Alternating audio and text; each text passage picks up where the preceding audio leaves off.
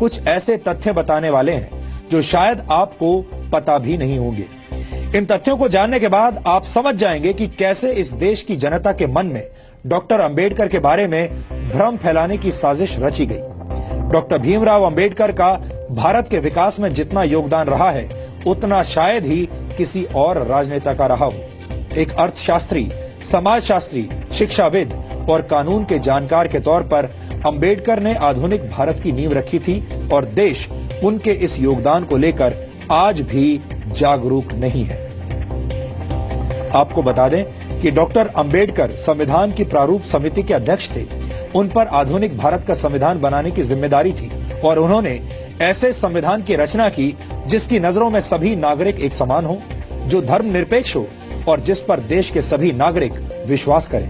एक तरह से भीमराव अंबेडकर ने आजाद भारत के डीएनए की रचना की थी। इसके अलावा डॉक्टर अंबेडकर की प्रेरणा से ही भारत के फाइनेंस कमीशन यानी वित्त आयोग की स्थापना हुई थी। डॉक्टर अंबेडकर के आइडियाज से ही भारत के केंद्रीय बैंक की स्थापना हुई, जिसे आज हम रिजर्व बैंक ऑफ इंडिया के नाम से जानते हैं। दामोदर घाटी परियोजना, हीराकुंड परियोजना और सोन नदी परियोजना को स्थापित करने में डॉक्टर अंबेडकर ने बड़ी भूमिका निभाई थी। भारत में एम्प्लॉयमेंट एक्सचेंजेस की स्थापना भी डॉक्टर अंबेडकर के विचारों की वजह से ही हुई थी। भारत में पानी और बिजली के ग्रिड सिस्टम की स्थापना में भी डॉक्टर अंबेडकर का अहम योगदान माना जाता है।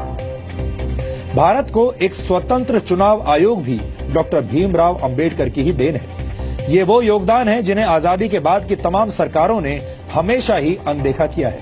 यानी योजनाएं और विचार अंबेडकर के थे, लेकिन उनका श्रेय दूसरे नेताओं ने लूटा।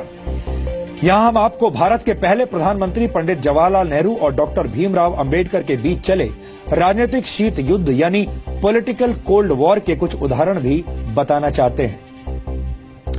डॉक्टर अंबेडकर जवाहरलाल नेहरू की सरकार में प्लानिंग का मंत्रालय चाहते थे, लेकिन नेहरू ने अंबेडकर को सिर्फ कानून मंत्रालय दिया, प्लानिंग मंत्रालय नहीं दिया। डॉक्टर अंबेडकर विदेश और रक्षा मामलों की समितियों में सदस्यता चाहते थे, लेकिन नेहरू सरकार ने डॉक्टर अंबेडकर को ऐसी किसी भी समिति का सदस्य नहीं बनाया। डॉक्टर अंबेडकर नेहरू सरकार की विदेश नीति से असहमत थे। डॉक्टर अंबेडकर हिंदुओं में सामाजिक अधिकार और महिलाओं को संपत्ति का अधिकार देने की बात करने वाले हिंदू कोड को समाज सुधार के लिए जरूरी मानते थे, लेकिन नेहरू सरकार ने अंबेडकर के मंत्री रहते हुए हिंदू कोड को स्वीकार नहीं किया। यहाँ तक कि डॉक्टर अंबेडकर को भारत रत्न सम्मान देने के लिए भी कोई पहल नहीं की गई। उनकी मौत के 34 वर्षों के बाद 1990 में वीपी सिंह सरकार ने उन्हें भारत रत्न से सम्मानित किया, जबकि कांग्रेस ने डॉक्टर अंबेडकर को भारत रत्न से सम्मानित करने के लिए कोई कदम नहीं उठाया। अब आप समझ गए होंगे कि बाबा साहेब डॉक्टर भीमराव अंबेडकर से जुड़ी तमाम सच्चाइयों को हमसे और आपसे कैसे दूर रखा गया है। इन सच्चाइयों को जानना और समझना आधुनिक भारत के निर्माण के लिए बहुत जरूरी है। डॉक्टर अंबेडकर को जातियों की सीमा में बांधना और उन्हें सिर्फ दलितों के मसीहा के तौर पर पेश किया जाना उनके साथ बहुत बड़ा अन्याय होगा। इसीलिए आज हम डॉक्टर अंबेडकर के मूल विचारों को आपके लिए डिकोड कर रहे हैं।